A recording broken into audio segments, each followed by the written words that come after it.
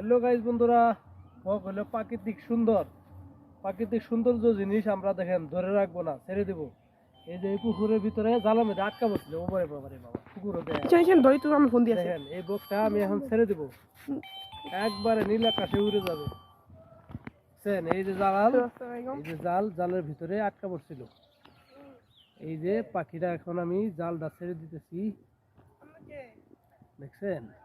এই যে দেখেন, এই যে দেখেন সুতাটা,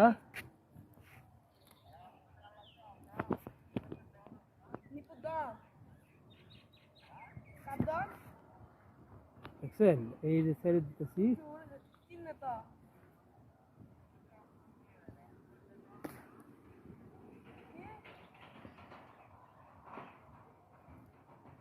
এই যে দেখেন ছেড়ে দিলাম।